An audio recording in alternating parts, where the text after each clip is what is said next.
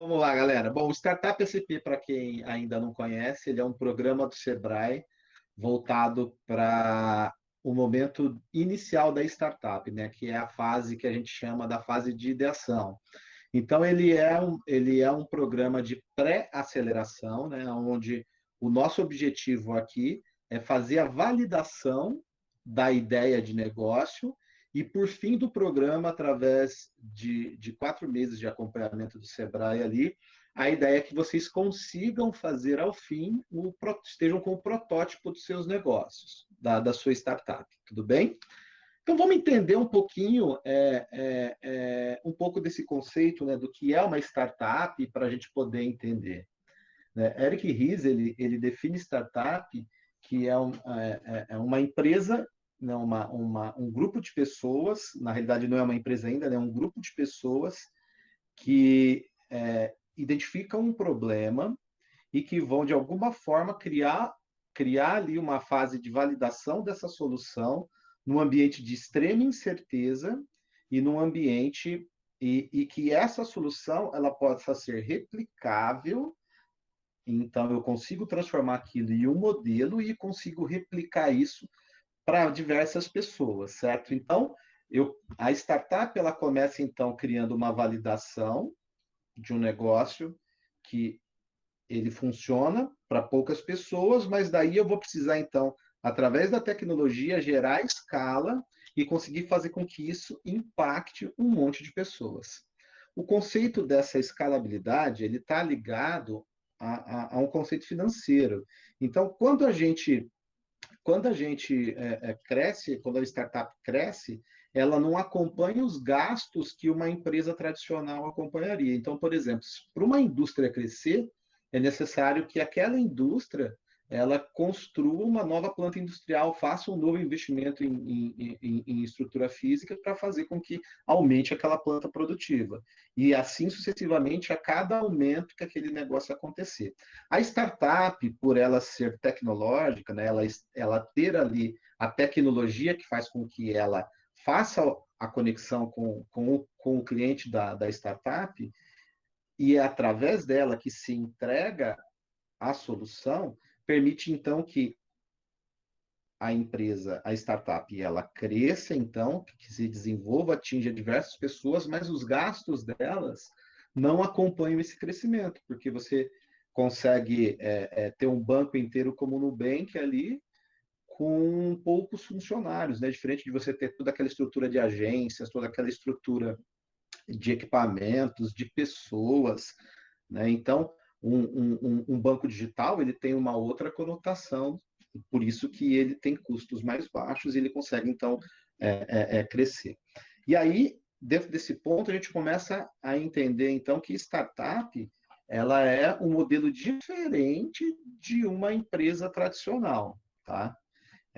Essa principal diferença, então, está centrada nesses assuntos que a gente trouxe aqui, tá bom? É importante a gente compreender que existe, então, uma grande mudança na forma como a gente vê o mundo, né? Talvez não para vocês que são tão jovens, né? Mas para quem aí é jovem há mais tempo como eu, vocês vão perceber que o mundo ele muda drasticamente, né? Então a gente tem aí toda uma movimentação e um modelo de atuação das empresas até o final do século passado, que era um modelo extremamente focado no modelo industrial que a gente chama, né? Então eu tenho ali toda uma estruturação para fazer essas entregas, eu conseguia fazer previsões, mas daí chega um momento que a gente para de fazer, que a gente perde a capacidade de fazer essas previsões, porque o futuro ele é cada vez mais incerto. E essa incerteza se dá principalmente devido àquilo que a tecnologia ela nos traz como possibilidades para o futuro, né? O quanto que essa tecnologia está impactando as nossas vidas em tudo que a gente faz. Então, a maneira como a gente compra, a maneira como a gente se diverte, a maneira como a gente locomove, a maneira como nós construímos as coisas, a maneira como nós se conectamos, a maneira como nós namoramos. Então, perceba que a tecnologia ela mudou completamente a forma das pessoas elas se relacionarem e isso criou ali, ela quebrou as fronteiras, né? Então, a gente vive hoje um momento de extrema incerteza e a pandemia ela traz para a gente essa realidade, né? De toda essa incerteza. Então, diante disso, a maneira que a gente tem para poder viver no mundo de extrema incerteza é a gente trabalhar de uma forma que a gente desenvolva aquilo que os nossos clientes desejem. Então, a gente precisa entender aquilo que ele quer. E, para isso, eu preciso compreender exatamente como que é o problema que essas pessoas estão inseridas, e é bastante disso que a gente vai falar. Para que a gente consiga trabalhar, então, dentro de um ambiente de extrema incerteza, é necessário uma metodologia especial, que a gente chama de design. Né? Então, o que, que é, então, uma startup, né, no começo, nessa fase? Né? Então, a startup, ela não é uma grande empresa ainda, né? Ela está no modelo de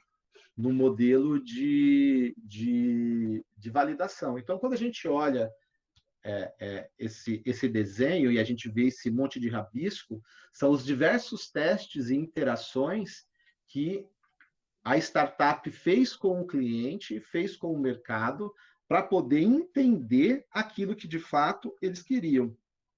Só para depois eu conseguir fazer com que isso se torne de fato uma empresa.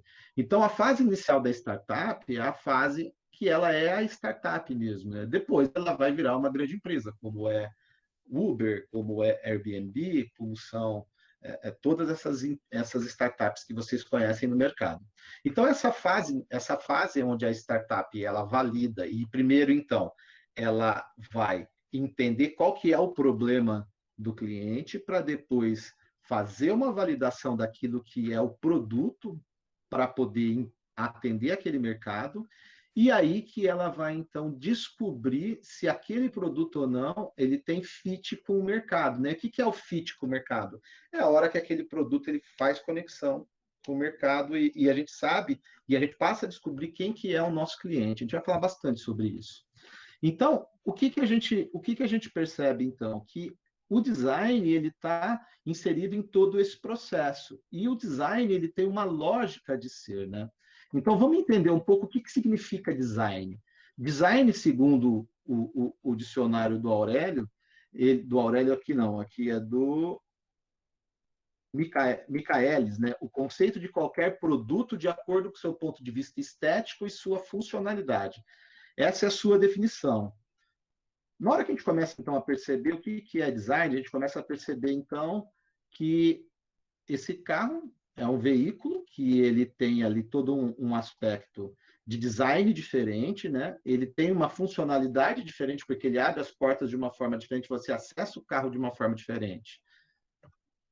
Isso aqui, o que vocês acreditam que é, gente? Digite aí no chat, eu abro o microfone e pode falar. O que vocês acham que é isso aqui? Eu acho que é um negócio de fazer massagem na cabeça. Parece, né? Mas não. Parece? Que é isso aqui, gente? O que vocês acham que é isso aqui? Uma O Jota tá furadeira? falando uma furadeira. Ah, Não. pode ser um negócio de espremer limão. Laranja, é exatamente isso. Olha, gente!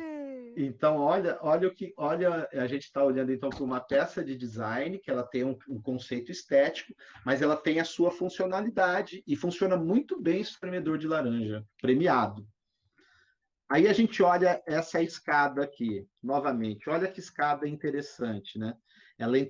Ela congrega a escada e a rampa para a pessoa com dificuldade de locomoção. Então, percebe o quanto que essa escada ela é inclusiva, o quanto que essa escada ela permite que as pessoas tenham acesso ao local, e ela tem o seu conceito estético.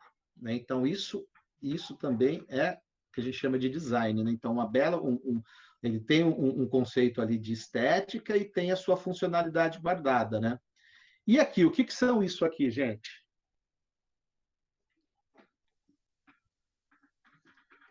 Vocês já viram isso? Ô, Márcio, posso dar um Oi, palpite? pode. os utensílios do Aleijadinho. Do Aleijadinho? É um É, pouquinho antes disso. é um pouquinho antes. É, tipo assim, bilhões de anos. Bom, essas são ferramentas que o homem utilizou lá quando a gente começou a adquirir o domínio de tecnologias, né? Então, quando a gente pega ali tem um livro muito interessante que se chama Homo Sapiens, né, que é um livro do Harari, que ele fala que o que fez com que a gente mudasse, né, tivesse a capacidade de se transformar como civilização, foi uma mudança genética no nosso cérebro lá atrás, que permitiu que a gente construísse narrativas e que a gente então se comunicasse e conseguisse perpetuar então a evolução da humanidade. Em determinado momento, o homem ele passa então a se organizar e começa a evoluir. E aí o que acontece? A principal razão que nos fez chegar até aqui, ao estágio de Homo sapiens sapiens, né, não está ligado ao fato de termos sido a espécie mais rápida ou a mais forte do planeta. Nossa sobrevivência está profundamente relacionada à nossa habilidade de adaptação, né? O quanto que nós somos capazes de se adaptar. Então, a gente consegue transformar a realidade que está ao nosso entorno, né? Então, o homem, ele consegue, através de todos os problemas que são colocados para ele, de alguma forma, através da criatividade, através do entendimento, através daquilo que vai melhorar a vida das pessoas, a gente tem a capacidade de projetar a nossa própria evolução. E isso é muito poderoso. Então, nós temos a capacidade de projetar a evolução que nós, como sociedade, queremos que ela se prevaleça. E isso é a narrativa que a gente vem construindo ao longo de séculos para tudo aquilo que a gente entende como hoje é. E as nossas empresas, as startups, elas nada mais são do que uma narrativa da maneira como vocês compreendem e resolvem o problema das pessoas. Então, negócios existem porque pessoas têm problemas. E a gente, então, precisa ter um olhar focado no ser humano. A tecnologia, ela é uma camada que conecta a solução, que é feita para as pessoas, ao cliente, né, que recebe aquilo. Então, ele é simplesmente uma camada que conecta a solução com a pessoa. Percebe? Então, a gente tem que construir os nossos negócios, o nosso olhar, a nossa startup, através das pessoas. São elas que vão dizer para nós o que elas desejam, e os negócios existem porque as pessoas precisam de ajuda para poder fazer coisas do seu cotidiano, para se salvarem, para melhorar a sua qualidade de vida, para ter acesso às melhores condições. Existe uma infinidade de problemas na hora que a gente olha para a sociedade e entende toda a complexidade que ela está inserido.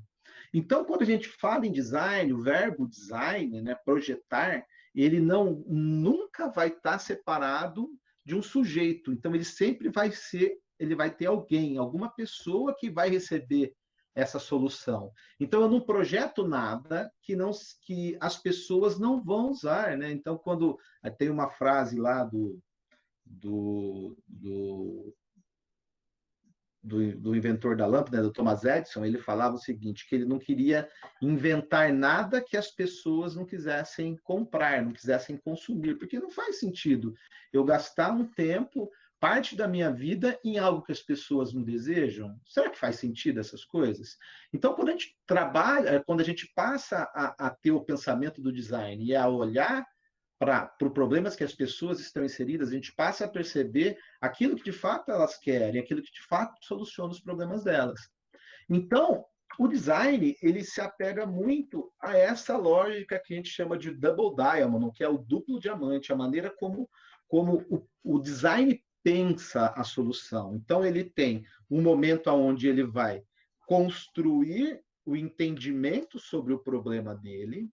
Para isso, ele precisa construir uma grande divergência, né? Então, eu tenho aqui um processo que ele é de divergir e depois convergir. Então, eu preciso divergir para criar escolhas, né? Então, na hora que eu estou falando em design, eu estou falando aqui que na primeira metade do diamante eu vou divergir sobre o problema. Quando eu começo a olhar sobre o problema e eu não trago uma pluralidade de modelos mentais, uma pluralidade de experiências, de maturidades, de conhecimento. Então, eu preciso olhar o problema por uma diversidade de pontos de vista para que eu consiga, então, criar uma amplitude desse problema. Para depois eu focar em um ponto de vista. Por que é necessário focar em um ponto de vista? Porque eu não consigo resolver o problema do mundo. Então, para que o projeto de design ele traga eficiência em seu processo, é muito importante eu conseguir convergir a um ponto de vista que faça sentido para as pessoas e aquilo que elas realmente é o centro daquele problema. Novamente, o que eu vou fazer na segunda metade? Eu vou, então, começar a entender sobre a solução. Então, o primeiro diamante é o problema, o segundo diamante é a solução. Lá na solução, novamente, não existe um único ponto de vista, uma única solução para o problema. Existem inúmeras soluções e não existe a melhor. São várias as soluções que a gente precisa entender aquela que faz mais sentido para o nosso cliente. Então, nós vamos novamente divergir sobre esse problema, pensando pelo ponto de vista da solução, abrir novamente as possibilidades de divergência sobre a solução, para a gente, então, criar um protótipo, testar, e esse processo a gente chama de iteração. Então, eu prototipo, eu testo, eu volto para o meu cliente, valido se aquilo fez sentido ou não, se não fez sentido, novo protótipo, novo teste, valido, se faz sentido, eu sigo, se não faz sentido, eu volto, avalio novamente, valido que a solução pode ser que nesse processo todo você descubra que aquele ponto de vista que você identificou, ele não tenha potenciais comerciais ou que a maneira como ele está colocado as pessoas, como vocês idealizaram, elas não queiram. Então você volta novamente e intera sobre o problema e novamente retorna a esse ciclo. Então, o ciclo do design, esse ciclo aonde eu vou construir, medir e aprender ao longo de um processo, aonde eu crio divergência primeiramente sobre o problema, para depois convergir a um ponto de vista, ampliar as possibilidades de solução para eu entender quais são as possíveis, através de protótipos, de MVPs, de testes de validação, eu vou iterando com o meu cliente, que é esse processo de eu entrar em contato com ele, fazer esses testes, voltar para a minha prancheta, analisar, então fico nesse processo de interação, até que eu valido e parto, então, para um teste mais efetivo no mercado. Bom, dentro disso, então, o design ele traz alguns pilares que são a sustentação para que essa metodologia toda aconteça. O principal pilar é a empatia, depois a colaboração e a experimentação. A empatia, as pessoas vão me dizer que ser empático é se colocar no lugar do outro. Porém, isso é extremamente impossível, né? Eu muitas vezes não vivi o problema que as pessoas estão vivendo hoje, né? Então, como que eu posso me colocar no lugar do outro, né? Então, vamos imaginar a perda de um ente querido. Cara, se eu perdi um ente querido e a outra pessoa também perdeu, mas a maneira como eu sou educado sobre a morte, a maneira como são as minhas perspectivas, se eu acredito ou não na vida após a morte, isso tudo é diferente e ele é individual para cada ser humano. Esse conjunto de experiências sobre isso. Então, é impossível dizer que eu sei exatamente como uma pessoa se sente sobre algo. Então, ser empático nada mais é do que você respeitar modelos mentais. Então, no design, é extremamente importante que você respeite aquilo que as pessoas estão dizendo para você e você não queira conduzi-las àquilo que você acredita, né? Não tenta fechar para aquilo que você crê, porque aí você enviesa todo o processo e você perde de realmente ir a fundo naquilo que as pessoas têm. Então, você tem que respeitar aquele modelo mental, aquele modelo de mundo. que a pessoa vive. Outro ponto é a colaboração. Eu não consigo fazer nada sozinho, então é necessário que eu tenha a colaboração tanto das pessoas, dos meus parceiros em projetos, como também dos meus clientes, das pessoas que vão estar dentro dessa atividade que eu vou realizar. E, por último, vem a experimentação, a prototipação.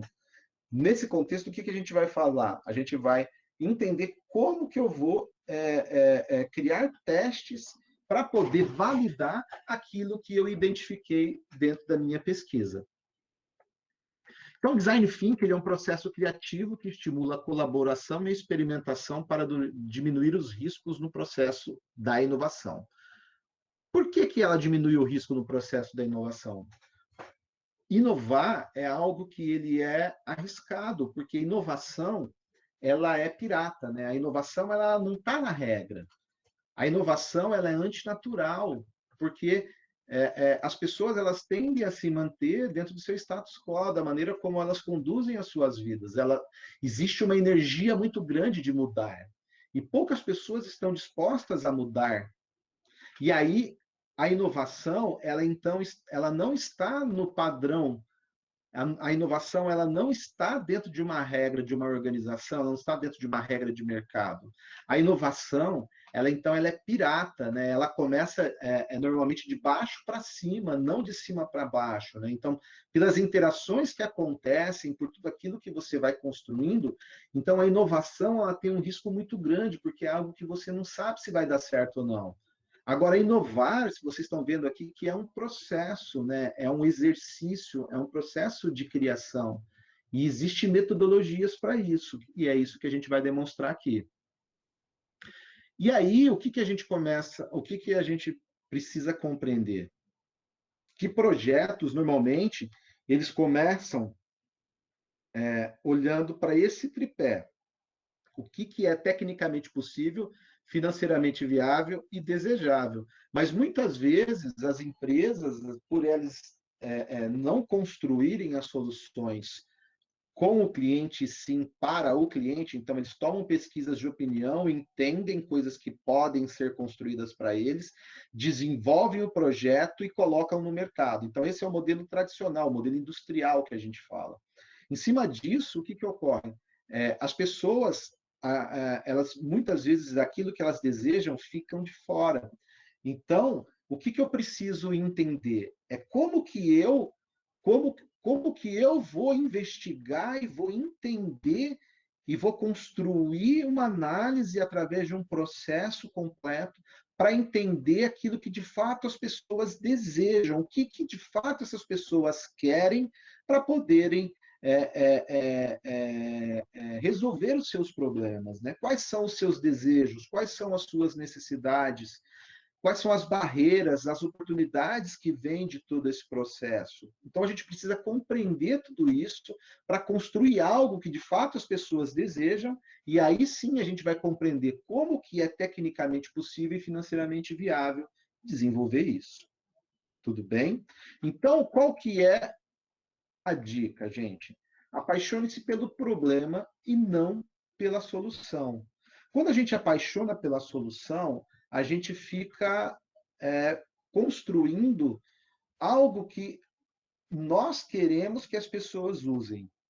Porque nós acreditamos tanto naquela ideia que tudo que a gente recebe de feedback, né, de resposta dessas pesquisas que a gente faz com os nossos clientes, por mais que elas nos digam as coisas ao contrário, a gente passa então a querer de todas as formas torturar os dados até que eles confessem aquilo que nós desejamos. Então é super necessário que a gente tenha o problema muito claro que a gente quer resolver, para que a gente então consiga solucionar o problema do cliente, certo? Então eu trouxe aqui uma como que a gente vai seguir para poder fazer esse processo de validação de uma forma mais acelerada para vocês poderem trabalhar quando forem desenvolver, tá? Então, eu trouxe aqui no Miro. Essa é uma ferramenta que eu também vou apresentar para vocês. Ela é fantástica, tá? Então, pessoal, vou recomendar que vocês façam o login nessa ferramenta, chama miro.com, e fucem nela, aprendam a mexer. Ela é uma ferramenta colaborativa que você pode trazer as pessoas para poder colaborar no seu time. Então, aqui aparecem todas as pessoas. Eu já fiz projetos em que eu colaborei com 16 pessoas ao mesmo tempo aqui no Miro. Então, dá para fazer um monte de trabalho, um monte de atividades que a gente vai, então, aqui colaborando, colocando post-its, escrevendo as informações enquanto nós conversamos. Bom, o processo do design, então, gente, ele sempre vai começar por perguntas, né? Então, aquilo que a gente precisa para poder resolver uma questão, ele vai estar ligado sempre a uma pergunta que a gente precisa responder. Então, vamos lá. Primeiro passo. A pessoa, normalmente, ela vem com uma ideia. Então, qual que é a minha ideia? O aplicativo para restaurantes venderem direto para os clientes. O que está por trás dessa ideia, né? Qual que será que é o problema que a gente vai querer resolver, né? Então, a gente começa a trazer, através de... É uma ferramenta que a gente chama aqui para vocês trabalharem, né? Então, vamos lá. Vamos fazer essa ferramenta aqui para vocês entenderem. Chama-se... a gente vai trazer um brainstorm. O que é um brainstorm? A gente vai começar a bater papo entre o grupo de vocês. Como que é legal o brainstorm? Vocês fazerem algumas perguntas guiadas.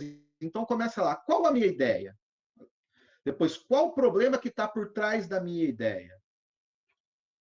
Como que o restaurante, então, resolve o problema dele? Eu começo a fazer essas perguntas para serem guiadas entre as pessoas que estão comigo ali. E aí as pessoas vão respondendo essas informações em post-its. Então, uma responde uma coisa, depois a outra vai e responde uma outra coisa, a outra vai e responde uma outra coisa. E aí, no final daquele brainstorm que vocês fizeram, vocês vão ter ali inúmeros post-its que foram colocados com informações que estão todas desorganizadas. Aí vocês começam, essa é a primeira etapa que vocês vão fazer. Então, primeiro façam perguntas que vão direcionar, né? Então, no caso aqui, a gente está falando sobre um aplicativo para restaurantes venderem direto para os clientes. Daí, vocês podem fazer essa primeira pergunta. Qual o problema que está por trás dessa ideia? Todo mundo vai ter 5 minutos para escrever em post-its e colocar essa informação, colocadas aqui várias informações. Depois, o que vocês vão fazer? Vocês vão agora organizar por tópicos. Então, vocês começam a perceber que esse post-it, esse post-it, esse post-it e esse aqui, eles falam sobre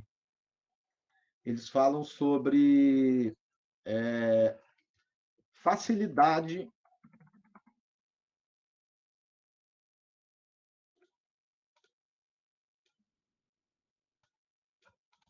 Então, eles falam sobre facilidade.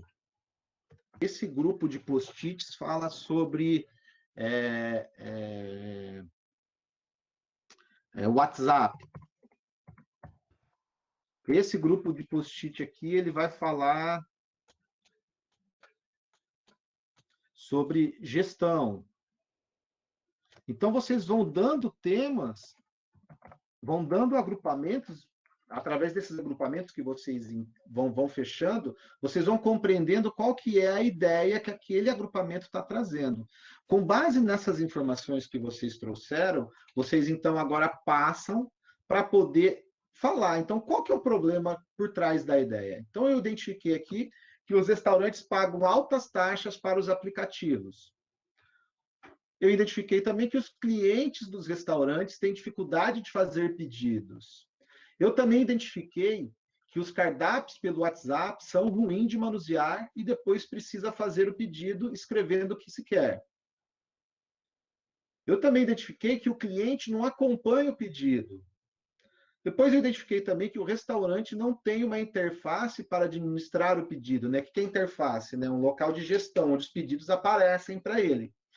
Aí eu olhei também e identifiquei que o restaurante não tem uma interface para... os dados ficam salvos como conversa ao invés de pedido, né? Então, imagina como aquilo é bagunçado para o cara.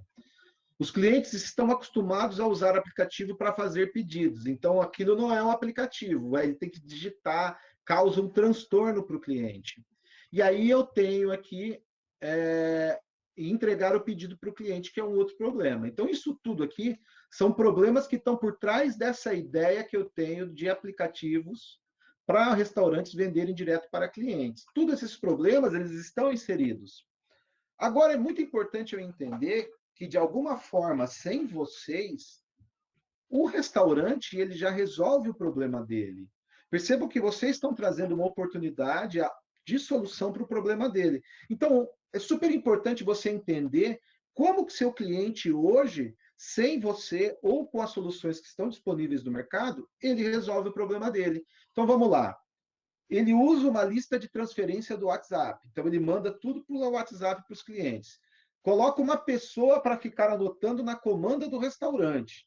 Então, ele vai lá, tem uma pessoa lá no restaurante que fica ali com o WhatsApp na mão e pega a comandinha, anota e passa para a cozinha toda vez que um pedido chega. Então, ele fica fazendo isso.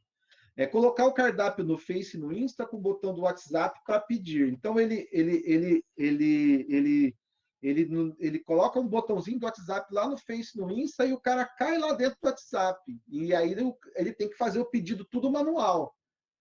E aí ele liga para o cliente para poder confirmar o pedido. Então, hoje é a maneira como o restaurante ele faz. Ele faz assim hoje. Hoje esse é o problema que ele enfrenta, percebe?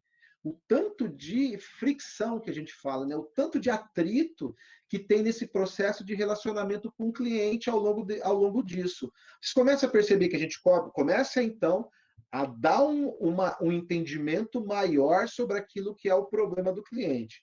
Percebe que, por enquanto, a gente não falou com o cliente aqui, a gente está falando da maneira como nós olhamos para o problema, é o nosso olhar, tá? Depois, qual que é o próximo passo? A gente precisa, então, conversar com o nosso cliente. O que a gente vai fazer, então? A gente vai bater um papo. Super importante vocês mandarem ali algum tipo de entrevista por um aplicativo de perguntas, ali, tipo um SurveyMonkey, um Google, um Forms do Google. Você, então, conseguir fazer alguns questionários de perguntas fechadas para os seus clientes, para você entender o quanto que aquilo impacta, né, para as pessoas que vocês acham que são clientes. E também você conversar com quem é o detentor do problema. Quem que é o detentor do problema aqui? Não é o dono do restaurante? É o dono do restaurante. Então, quem que você vai ter que falar? Com o dono do restaurante. Então, você vai lá e você vai, então, fazer uma entrevista, né, um roteiro de entrevista com esse cara, para poder bater um papo com ele sobre como que ele organiza o problema. Então, perceba que vocês conseguem fazer isso rapidamente. Se vocês conversarem com 4, com 5 donos de restaurante, 6 donos de restaurante no meio do desafio, vocês vão ter uma série de informações para poder entender todas essas questões que a gente está trazendo aqui, né? Então, qual o problema por trás da ideia e como o restaurante resolve o problema dele? O que acontece? O que a gente estava falando antes é que o projeto de design ele precisa ser estruturado como um projeto de pesquisa, né? Como uma análise. Então, o que acontece? Tudo isso que eu vou organizando como informação, eu vou construindo hipóteses, né, para eu poder validar. Então, essa matriz é uma matriz que vocês vão alimentar ao longo de todo o processo, que a gente chama de matriz CSD, certeza, suposições e dúvidas. Essas certezas que vocês estão, são às vezes essas afirmações que a gente trouxe aqui. Né? Então, a gente trouxe aqui algumas afirmações, né? E essas afirmações aqui, muitas vezes, são coisas que nós acreditamos que são certezas e que a gente, então, traz ali para serem validadas nos nossos estudos. Mas aí a gente vai anotando em post-it. Depois eu tenho suposições, aquilo que talvez eu acredite que seja, mas que eu preciso validar. E depois eu tenho dúvidas, que eu não tenho nenhuma mínima hipótese, não tenho nem ideia. E aí o que vai acontecer? Eu vou, então, criar uma forma de eu levantar informações para eu dentro desse meu estudo, né, dessa lógica de construir, medir e aprender, compreender o problema, nessa etapa, o problema que meu cliente está inserido. Bom, vamos lá, vamos olhar para um roteiro de entrevista aqui. Então, hoje, como você se organiza para vender para seus clientes pelo meio digital? Percebam, gente, que as perguntas de um roteiro de entrevista, elas precisam ser feitas de uma forma muito aberta, para que vocês possam compreender com o maior número de informações que seu cliente pode trazer para vocês. Se vocês fizerem perguntas fechadas, a amplitude daquilo que vocês vão receber é muito baixa. Então, quando eu estou falando dentro de um roteiro de entrevista, percebam que as perguntas elas não podem ter resposta sim ou não. As perguntas elas têm que conduzir o entrevistado a dar para vocês o maior número de informações. E agora percebam que eles não são perguntas, não é um questionário, né? Pergunta 1, pergunta 2, pergunta 3. São roteiros de entrevista, que é um roteiro, onde eu preciso abordar todos esses tópicos com o meu cliente para poder entender aquilo que ele está falando para mim. Então, há uma outra pergunta aqui, ó. Qual a sua maior dificuldade para poder vender pelo meio digital? Como você costuma receber o pedido do cliente? Onde você anota o pedido e como é o fluxo até ficar pronto? O que você já viu que funciona aí no mercado?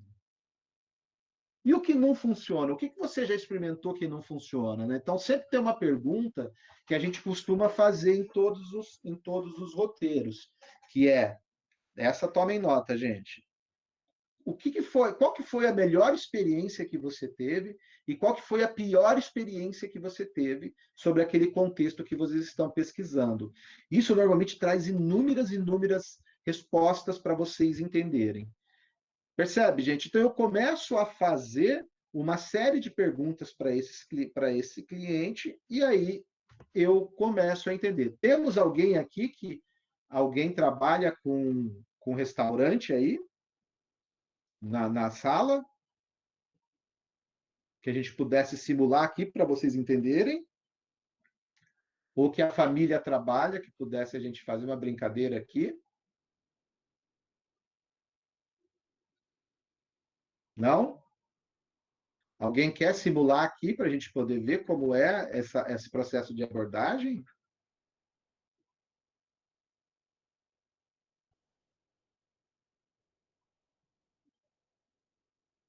Todos quietos. Então vamos lá, gente. Perceba então que esse processo de entrevista, eles vão trazer para nós uma série de informações que a gente vai então gravar. A gente grava essa entrevista para depois a gente poder ouvir. E aí eu vou decupar essas falas. O que é a decupagem? Eu pegar todas essas falas que esses clientes me trouxeram na entrevista e eu vou então agrupar. A gente normalmente usa esse template aqui, ó, desejos, necessidades, oportunidades e barreiras. Então, nessa entrevista que eu realizei, então eu identifiquei que os clientes desejam facilidade para colocar os pratos no aplicativo, ser fácil para o cliente comprar, controlar os gastos. Quais são as necessidades de fato que ele tem? Precisa vender no digital. Tem que funcionar pelo WhatsApp. Precisa ter um botão de compra pelo Insta e pelo Face. Precisa ser fácil. Essas são as necessidades. Quando a gente olha para as barreiras, então, a gente percebe lá, são poucos conhecimentos de tecnologia que esse grupo tem. Eles são acostumados com o mundo físico. O dono que faz tudo. E aí eu começo a olhar para as oportunidades que eles trouxeram. Desconhecem o mercado. Desconhecem o mercado de aplicativo. Eles não sabem quem são os melhores, quem são os piores. Eles têm... Eu posso entender que suporte pode ser uma oportunidade, porque é algo que não é muito bem... As pessoas necessitam de muito apoio. Topam pagar se funcionar. Percebe? Então, isso são oportunidades que eles nos dizem dentro do aplicativo, dentro da entrevista que a gente começa a fazer. E aí o que acontece? Eu preciso, então, entender se esse problema ele é um problema que ele faz sentido ou não ser explorado. Então, depois que eu levantei alguma dessas informações, eu vou começar a olhar aqui. Cara, esse problema, ele dói pouco ou ele dói muito nas pessoas? Esse problema, ele é de uma compra única ou ele é de uma compra que tenha recorrência? Ele impacta poucos atores, né? Então, é uma pessoa só que vai ser impactada ou são várias pessoas daquela cadeia que vai ser impactada, né? Ele tem baixo impacto financeiro ou de recursos ou ele tem alto impacto financeiro ou de recursos? Vamos lá, gente. Esse problema que a gente está identificando, vocês acham que dói muito ou dói pouco numa nota de 1 a 5? Vocês acham que dói muito ou dói pouco no restaurante?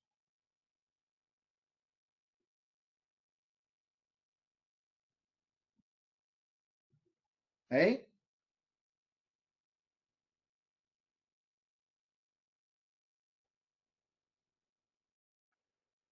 Ele tem recorrência, né? Ele impacta muitas pessoas.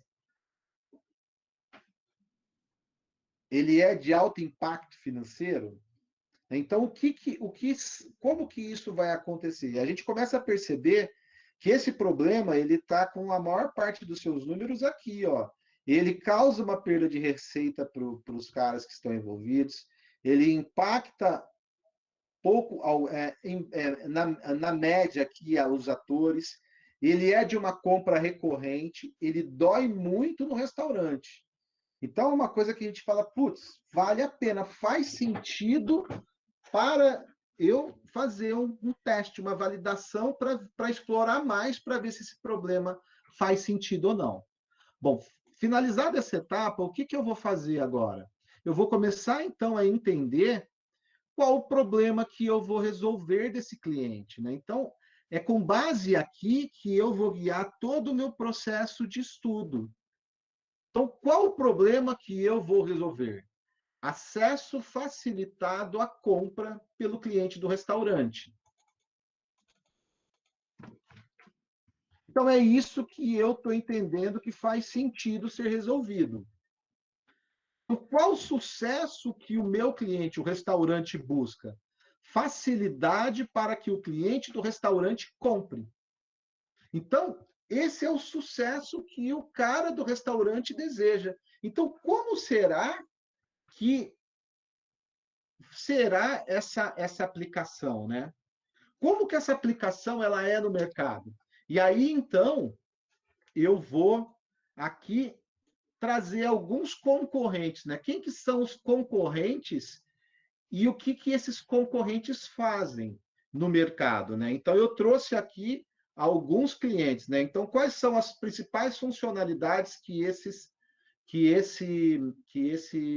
aplicativos têm? Então, eu coloquei aqui o IATake, QR Pedir, App Cardápio Digital, Cardápio Space. Esses são todos aplicativos que fazem algum tipo de trabalho semelhante a esse que a gente está tentando resolver. Quais são as funcionalidades que esses aplicativos têm? Quais são os pontos fortes? Quais são os pontos fracos? Quais são os planos e preços? E aí, vamos fazer esse exercício junto? Vai lá, Rebeca, ia fazer alguma pergunta? Abrir o microfone aí. Não, professor, abriu sem querer, desculpa. Abriu, mas fica à vontade, pode falar, viu? Então, pessoal, o que vocês acham de a gente fazer esse exercício junto aqui? Vamos? Sim ou não? Simbora? Então, quem que fica com ia take? Jota, você fica com ia take e pesquisa aqui para a gente depois trazer quais funcionalidades, pontos fortes e pontos fracos, planos e preços. Você faz esse, Jota? Quem que quer ficar com o QR pedir? Agora. Tá já. Quem que quer fazer o QR pedir? Entra lá na internet, entra lá na internet e pesquisa sobre aquele aplicativo. Rebeca, você faz o QR pedir? É para fazer o quê, professor? Para pesquisar? Ó, quais são as funcionalidades que esse aplicativo tem? Quais são os pontos fortes, quais são os pontos fracos e quais são os planos e preços? Em cima desse problema que a gente está discutindo aqui. Né? A gente não está falando que é como criar um aplicativo. Né? Então, vamos ter. Quem mais quer, quem quer ajudar a gente?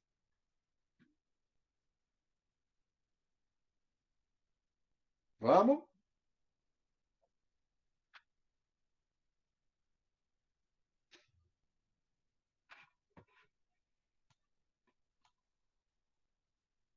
Então, eu vou pegar um, você pega outro. Ó, vamos olhar aqui para o app Cardápio Digital. Eu vou parar a tela aqui e vamos dar uma olhada nele. Vamos dar uma olhada no app Cardápio Digital para ver o que ele faz. Estão vendo essa tela do cardápio digital? É isso? Sim? Então vamos lá, vamos olhar aqui. O que o cardápio digital faz? Ó, o cardápio na mão do seu cliente, sem contato físico, segurança e higiene. Então ele faz lá, ele tem um cardápio na mesa, então para a hora que voltar a trabalhar, ele consegue acessar por QR Code. Ele tem uma comanda digital, então, que o cliente consegue pagar. Né? Então, a comanda digital é um cardápio também que, porém, se o cliente faz o pedido diretamente na mesa, então você coloca ali, ele tem acesso para poder fazer o pedido. O que mais que ele tem aqui? O cardápio digital. Cardápio completo, simples de usar, disponível para todos os tatos. Bom, pelo que a gente parece, ó, ver um cardápio de demonstração.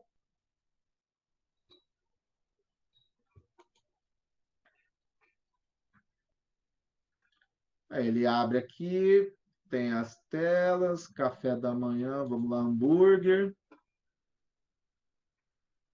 Se eu peço burger artesanal, tem o preço ali. Clico em enviar o pedido. Então parece simples, né? Agora tem que ver como que é isso para o meu cliente. Então, vamos lá. O que esse aplicativo ele tem? Ele tem de ponto forte. Eu posso mandar eu posso mandar o cardápio para o meu cliente, ele funciona na mesa. Então vamos lá. Quais são as funcionalidades que ele tem? Ele tem o cardápio na mesa.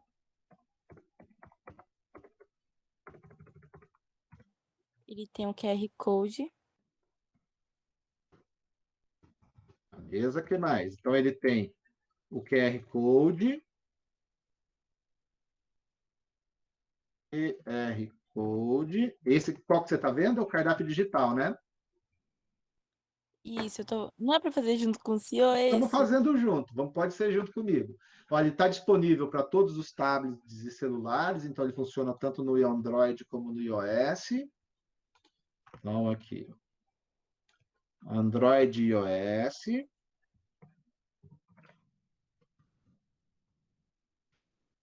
Ele pode ser acessado via web, então eu mando ele pelo celular.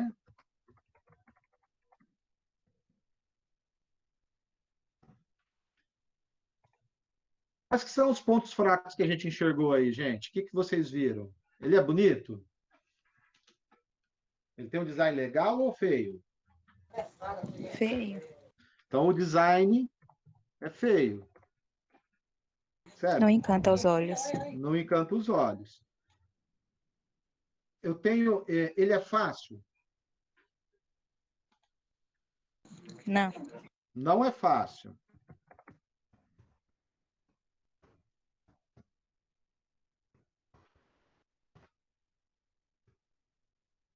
Percebe? São pontos fracos. O que mais?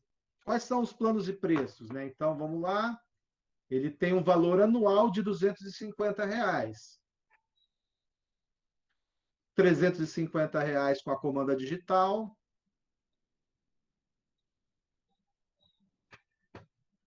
Percebe? Então, aqui é o valor que ele está sendo cobrado. Então, R$ 350, 250, que é para 250, que é o para usar o QR Code.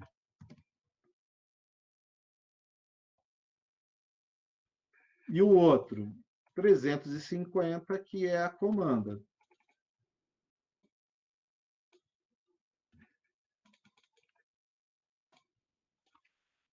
Comanda.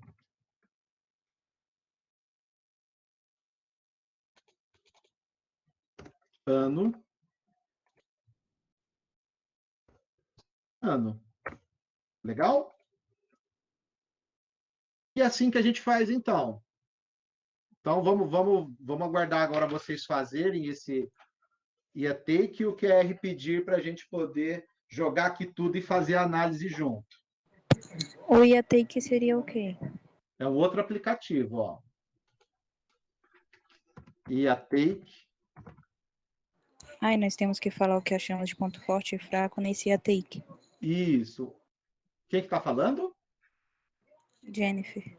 Oi, Jennifer. Você quer fazer o IATake? Pode ser? Abrir o microfone eu já pego. Lá, IATake. Aqui, ó, iatake.com.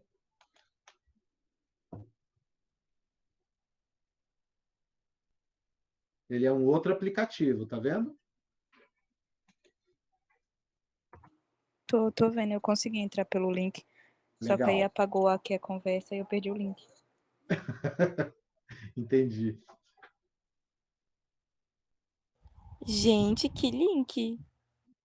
Que mandaram aqui no chat, só que aí eu acabei saindo da aula aqui e acabou o chat. Eu nem vi esse link, deixa eu ver. Ele mandou o link do IATake e do QR pedir. Tá no chat de novo.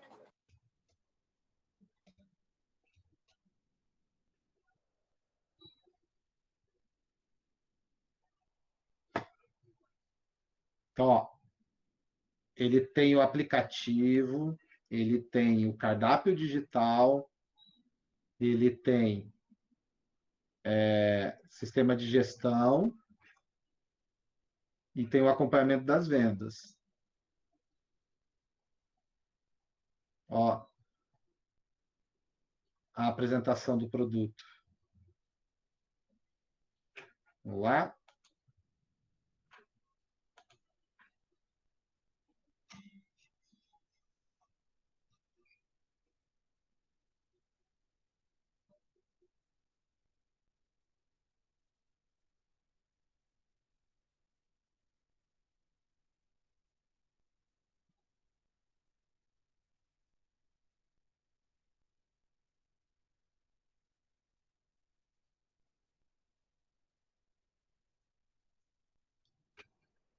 Então, olhem aí para depois a gente trazer aqui esses entendimentos. Enquanto vocês vão pensando aí, fazendo as anotações de vocês, eu vou ali pegar uma água que a minha secou aqui.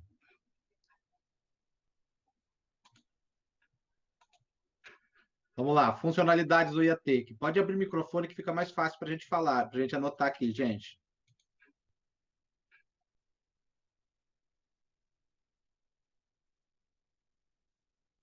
Quem que dá uma olhada?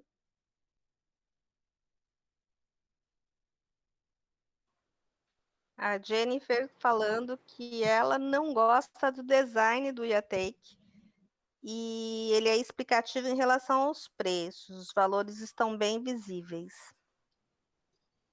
Tá. E qual que é as funcionalidades que nós temos aqui no IATake? Que a gente viu lá. Então, o IATake tem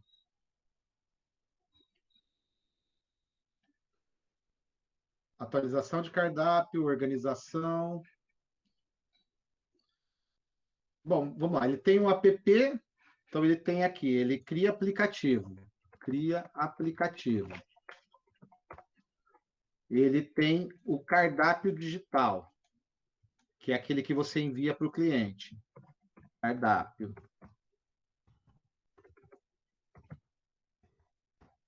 Ele tem a retaguarda, né, que é a parte de gestão.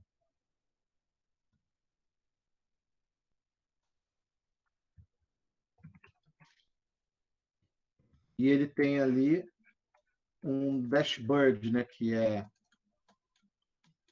você entender como que está ali a apresentação, né? Relatório de gestão, que é o dashboard.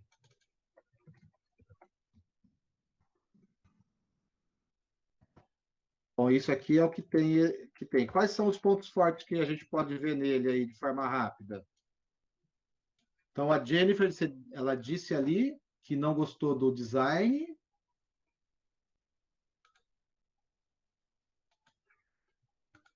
Hein?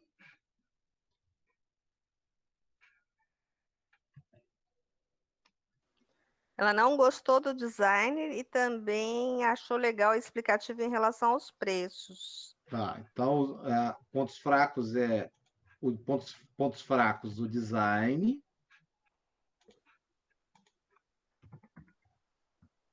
E achou legal a explicação dos preços. É isso mesmo, Jennifer? Os valores estão bem visíveis.